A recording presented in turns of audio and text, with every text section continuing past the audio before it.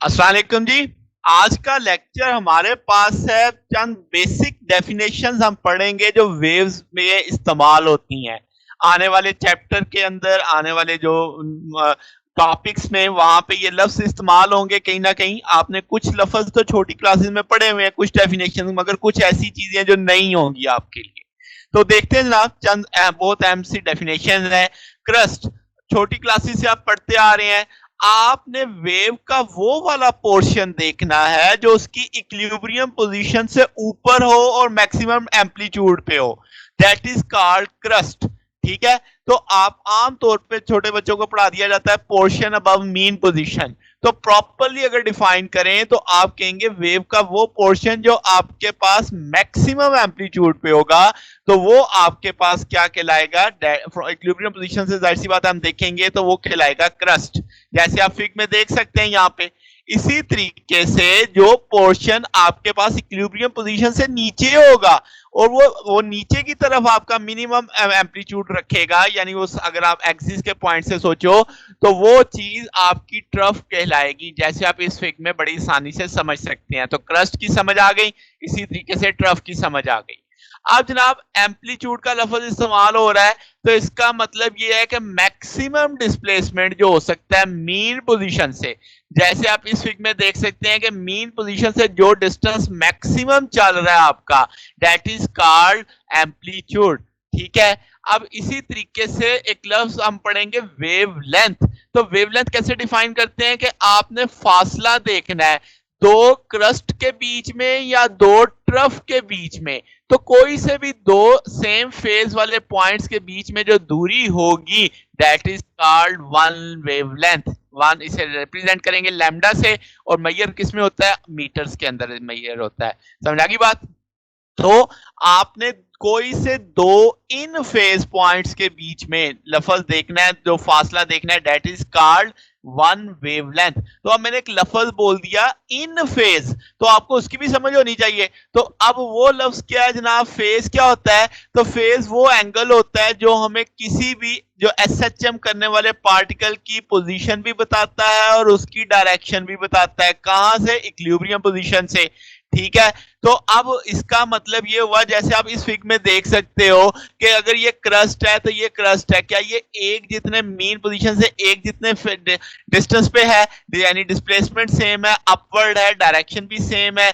अब इसी तरीके से जरा एक्स और वाई वाले पॉइंट को सोचो, क्या ये भी मीन पोजीशन से जिस सिंध में ऊपर की तरफ जा रहा है तो ये भी ऊपर की तरफ जा रहा है। जितनी दूरी पे एक्स है उतनी दूरी पे वाई है, सेम डायरेक्शन में है। तो समझ आ रही है? तो फेज फेज एक एंगल होता है जो हमें डिस्क्राइब करता है पोजीशन और डिस्प्लेसमेंट, यानी डायरेक्शन और डिस्प्लेसमेंट आपके पास किसी भी पार्टिकल की जो एसएचएम कर रहा हो। और कल हमने वेव की डेफिनेशन में क्या पढ़ा था? यही तो पढ़ा था कि पार्टिकल एक सर्टेन पॉइंट एक पोजीशन के अंदर एसएचएम कर रहे होते हैं। ठीक होगी बात? तो इसका मतलब अब मैंने लफ्ज बोला था यहाँ पे कोई से दो इन फेज पॉइंट्स के बीच की जो दूरी होगी, कंजेक्टिव इन फेज पॉइंट्स के बीच की दूरी, वो वन वेवलेंथ होगी।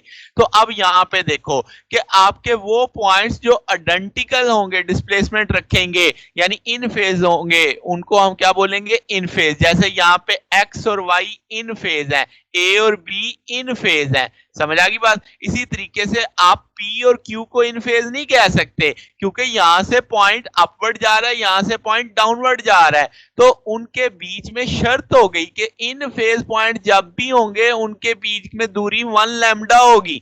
समझ आ गई बात? ये भी तो अब आपके पास वो पॉइंट्स जो अपोजिट डिस्प्लेसमेंट रखेंगे उनको हम आउट ऑफ फेज कह देंगे। कोई ऊपर जा रहा है, कोई नीचे जा रहा है, तो हम बोलेंगे वो आउट ऑफ फेज है। समझ आ गई ये बात भी आपको? तो जनाब अब जो कुछ बड़ी डेफिनेशन जो अब आपने पहले क्लासेस में नहीं पढ़ी हुई, वेव फंक्शन। वेव फंक्शन एक मैथमेटिकल टूल होगा जो आपको बताएगा, डिस्क्राइब करेगा कि वो जो डिस्टरबेंस जिसने वेव पैदा की, ठीक है, तो उसकी इक्वेशन कैसे समझा, यानी उस डिस्टर्बेंस को समझना है एक इक्वेशन की मदद से, जिसकी मदद से वेव पैदा हो रही है, तो वो चीज वेव फंक्शन कहलाएगी। जैसे स्ट्रिंग है, रस्सी है, अगर आप रस्सी को डिस्प्लेस करते हो, वेव पैदा करते हो, तो उसमें जो डिस्प्लेसमेंट होगा वो उसका वेव फंक्शन होगा। इसी तरीके से जब आप साउंड वेव्स को स्टडी करोगे तो आपको प्रेशर और डेंसिटी को वेव फंक्शन, यानी आपने यानी साउंड को स्टडी करना है वेव इक्वेशन बना के, तो आपको उसमें किन पैरामीटर्स को स्टडी करना पड़ेगा, प्रेशर और डेंसिटी को। कंसेप्ट समझ आ रहा है? इसी तरीके से जब आपने लाइट वेव्स को स्टडी करना है तब आपको इलेक्ट्रिक फील्ड पैरामीटर लाना पड़ेगा, मैग्नेटिक फील्ड पैरामीटर बनाना पड़ेगा। क्या मतलब कि लाइट वेव्स जो पैदा होती हैं वो डिस्टरबेंस की वजह से पैदा होती हैं। किसकी डिस्टरबेंस? इलेक्ट्रिक फील्ड और मैग्नेटिक फील्ड की। समझ आ गई बात? तो ये बेसिक कंसेप्ट है वेव फंक्शन का। अब जैसे मिसाल दे लें, आपके पास अगर एक वेव है, हम बात कर लेते हैं कि वो एक्स एक्सिस पे ट्रेवल कर रही है, तो उसके जो पॉइंट इक्विलिब्रियम पोजीशन पे होंगे, तो अब वो कभी ऊपर जाएंगे कभी नीचे जाएंगे, तो वाई एक्सिस के परपेंडिकुलर, यानी हम ट्रांसफर वेव्स का जिक्र कर रहे हैं। तो अब आपके पास जो वाई है ये अब आपकी फंक्शन है डिस्प्लेसमेंट का, तो आप इसे कैसे लिख सकते हैं, y is equal to F X of T, ये इसका वेव फंक्शन कहलाएगा। कि यानी y में जो बदलाव आएगा अगर आपने देखना है तो आपको x भी डिफाइन करना पड़ेगा, t भी डिफाइन करना पड़ेगा। At certain value of x and t आप y की एक वैल्यू देख सकते हैं। ठीक है, तो ये अब आपको कंप्लीट डिस्क्रिप्शन बताएगा उसकी शेप की, यानी इस x और t पे y कितना था, अगले थोड़ी देर बाद x और t पे y कितना था, तो शेप डिफाइन हो जाएगी, उसकी मोशन डिफाइन हो जाएगी। इसी तरीके से जो अब आपकी वेव ट्रेवल कर रही होती है तो वो साइन या कोसाइन का फंक्शन होती है। ठीक है, तो वो आपके पास हार्मोनिक या प्रोग्रेसिव वेव की निशानी होती है जो सोर्स से अवे जा रही होती है। तो प्रोग्रेसिव वेव कौन सी होती है, जो अपने सोर्स से किधर मूव करती है, अवे मूव करती है। तो उसके लिए हम ये जब ऐसी वेव्स को स्टडी करते हैं तो उसमें साइन और कोसाइन पैरामीटर आ जाते हैं। फिर जो अगली चीज है वो है वेव इक्वेशन। आपकी जो भी वेव ट्रेवल कर रही होगी उसे एक इक्वेशन को सेटिस्फाई करना होगा लाजमी। वो डिफरेंशियल इक्वेशन नीचे लिखी हुई है, वो क्या, partial square y over partial t square बराबर है v square partial square y over partial x square. ये हम प्रूफ भी करेंगे आज दो लेक्चर्स के बाद। फिर वक्त यहाँ पे सिर्फ आपको बता दिया गया है कि जो वेव ट्रेवल करेगी, ट्रेवलिंग वेव, वो एक डिफरेंशियल इक्वेशन को लाजमी लाजमी लाजमी सेटिस्फाई कर रही होगी, और वो इक्वेशन जो डिफरेंशियल इक्वेशन है वो क्या कहलाती है, वेव इक्वेशन कहलाती है। ठीक होगी ये बात भी।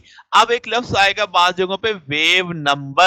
वेव नंबर क्या है, 2 पाई डिस्टेंस के अंदर जितनी भी वेव्स आ जाएं वो वेव नंबर कहलाता है। अब आप 2 पाई समझते हैं ना, अगर आप देसी ज़बान में समझें तो आपके पास यानी एक सर्कुलर पैटर्न को आपने थोड़ा खोल के लंबाई के रुख में कर देना है, तो उसके अंदर जितनी भी वेव्स आ जाएंगी, नंबर ऑफ वेव्स जो 2 पाई के अंदर आएंगी वो क्या कहलाएंगी, वेव नंबर, या उसको प्रोपगेशन कांस्टेंट भी बोलते हैं। फार्मूला इसका बड़ा मशहूर है, k is equal to delta theta by s। Delta theta आपने डिफाइन कर दिया 2 पाई, s कितना, लैम्डा, 1 लैम्डा होगा, 2 लैम्डा होगा, 3 लैम्डा होगा, उसी लिहाज से आपकी k की वैल्यू डिफाइन होती जाएगी। तो ये किस में होती है, रेडियन पर मीटर के अंदर आता है।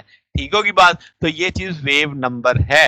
अब जनाब क्या है, वेव वेलोसिटी या फेज वेलोसिटी हम कहेंगे। क्या है जनाब, आपकी जो वेव ने ट्रेवल किया एक टाइम पीरियड के अंदर, यानी कि उसकी जो स्पीड थी वो वेव वेलोसिटी कहलाएगी, कि कितना फासला एक टाइम पीरियड में तय करती है। ठीक है, तो वो जो फासला आपने डिस्टेंस ट्रेवल किया एक सर्टेन टाइम पीरियड के अंदर, वो चीज उसकी वेलोसिटी कहलाएगी, वेव वेलोसिटी कहलाएगी। v is equal to f lambda, आपने छोटी क्लास में पढ़ा था, मगर अब हम इसकी शक्ल बदलेंगे तो f आप लिख सकते हैं ओमेगा बाई 2 पे 2 पाई, और लैम्डा आप पढ़ सकते हैं 2 पाई बाई k के तौर पे।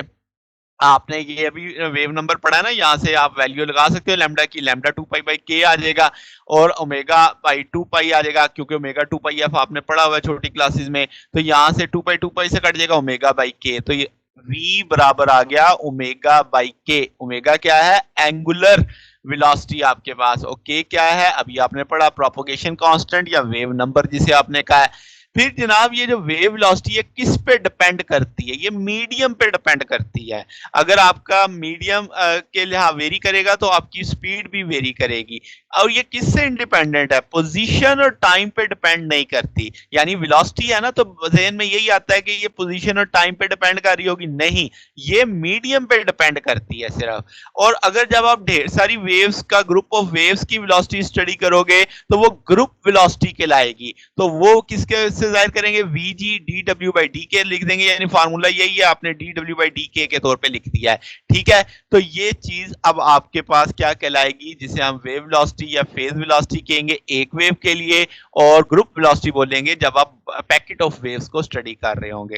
ठीक है ना? तो ये चंद बुनियादी बुनियादी डेफिनेशनें थी जो आगे आने वाले लेक्चर्स के अंदर हमने ये लफ्ज बोलने हैं। तो अब आपको बेसिक सा आइडिया हो गया, वहां पे भी इसको डिटेल में रिवाइज करेंगे चीजें, मगर फिर वक्त ये लफ्ज जब नहीं आए तो परेशान नहीं होना। अब आपको पता है कि वेव नंबर क्या होता है, अब आपको पता है वेव वेलोसिटी क्या होती है, और अब आपको वेव इक्वेशन का पता है। तो ये जनाब आज का हमारा टॉपिक था। अगर आपको इसमें कोई बात पूछने वाली हो, कोई डाउट हो, तो नीचे कमेंट्स पे पूछ सकते हैं। वीडियो अच्छी लगी हो तो वीडियो को लाइक कीजिएगा, दोस्तों के साथ शेयर कीजिएगा, चैनल को भी सब्सक्राइब कर दीजिएगा। अब तक के लिए इतना ही, बाकी इंशाल्लाह फिर नेक्स्ट देखेंगे। ओके, अल्लाह हाफ़िज़।